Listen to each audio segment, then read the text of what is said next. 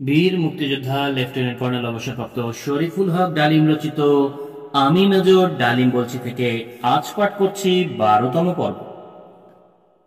Sir, আমি জানতাম আপনি এ সময়ে চুপ করে বসে থাকতে পারেন না। I am so happy that I can not tell you. I am proud of you sir.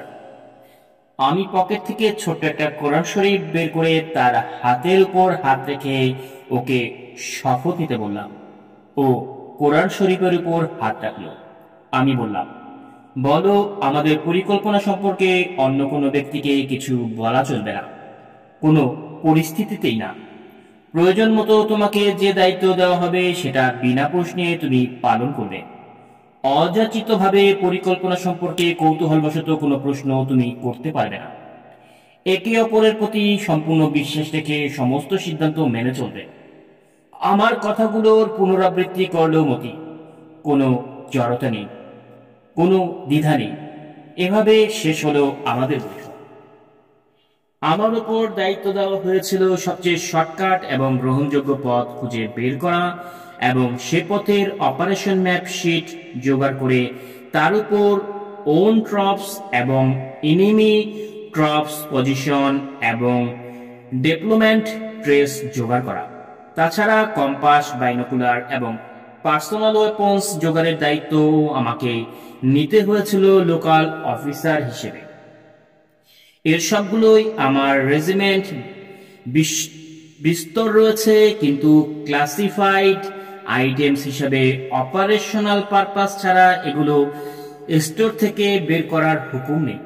তাই অন্য পথ খুঁজে বের করতে হলো। ম্যাপ জোগাড় করার জন্য ঠিক করলাম ইনফ্যান্টিং স্কুলের ইন্টেলিজেন্সের বাঙালি হাবিলদার শফিকের সাহায্য নেব। ছেলেটার সাথে কোর্স করার সময় বেশ ঘনিষ্ঠ হয়ে পড়েছিলাম।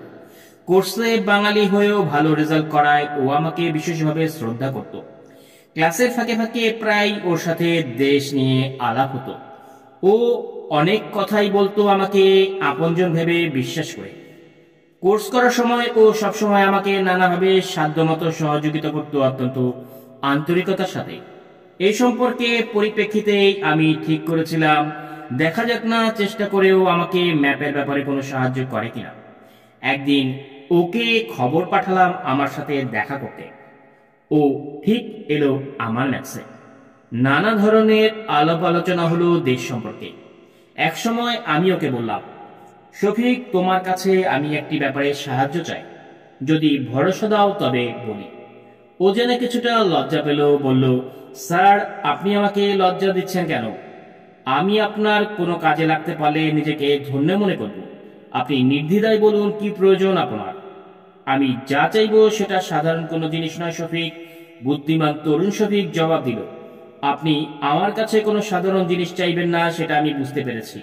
তবুও আপনি বলুন আমি আপনার জন্য কি করতে পারি। ম্যাপশিটের নাম্বারগুলো তাকে লিখে দিয়ে বললাম, এগুলো আমার চাই। ম্যাপশিট নম্বরগুলো দেখেই বুদ্ধিমান শফিক হয়তোবা আজ করতে পেরেছিল আমার উদ্দেশ্য কি। আমার দিকে স্থির দৃষ্টি মেলে চুপ করে বসে থাকলো শফিক। কি যেন পরখ করে খুঁজে দেখছিল আমার মাঝে।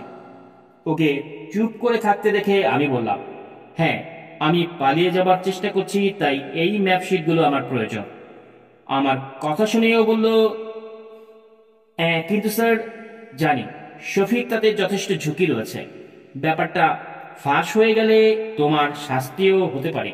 তাই যা কিছুই করার সিদ্ধান্ত তুমি নেবে সেটা ভেবেচিন্তেই স্থিরভাবেই তোমাকে নিতে হবে। এ ঝুঁকি নেবার ব্যাপারে আমার তরফ থেকে কোনো বাধ্যবাধকতা নেই। তবে আমার অনুরোধ, এ ঝুঁকি তোমার পক্ষে যদি নেওয়া সম্ভব না হয় তবে তুমি অন্য কাউকে আজকের আলোচনা সম্পর্কে কিছুই বলবে না। আশা করি তুমি এই অনুরোধ রক্ষা করবে। হাবিলদার শফিক আমার মুখের দিকে নির্বাক দৃষ্টিতে চেয়েছিল। কথা শেষ হতে সে আমাকে আবেগে জড়িয়ে ধরে বলল, স্যার, আপনি আমাকে বিশ্বাস করেছেন। আল্লাহকে সাক্ষী রেখে বলছি, এই বিশ্বাসের অবমাননা জান থাকতে হতে দেব না। কাল বিকেল 5টায় খোকা বাজারে আমার সাথে আপনি দেখা করবেন।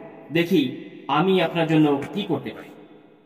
পরদিন বিকেল 5টায় আমি খোকা বাজারে নির্দিষ্ট স্থানে হাবিলদার শফিকের জন্য অপেক্ষা করছিলাম। প্রতিটি মুহূর্ত কাটছিল চরম উত্তেজনায়। 5 মিনিট 10 মিনিট হয়ে গেল, 5টা বেজে শফিকের দেখা নেই। শফিক কি তবে আসবে না? কোনো অঘটন ঘটল না তো, নাকি মুখের উপর না বলে আমাকে বিব্রত না করে আজ না এসে বুঝিয়ে দিল এই কাজ তার পক্ষে করা সম্ভব নয়। চুপচাপ দাঁড়িয়ে লোকজনের আশা দাওয়া দেখছিলাম আর নানা ধরনের কথা ভাবছিলাম। 5:20 হয়ে গেল, ভাবলাম শফিক আর আসবে না। চলে যাওয়ার জন্য পা বাড়িয়েছি, হঠাৎ দেখি ব্যস্ত পায়ে শফিক হাঁপাতে হাঁপাতে ছুটে আসছে আমার দিকে।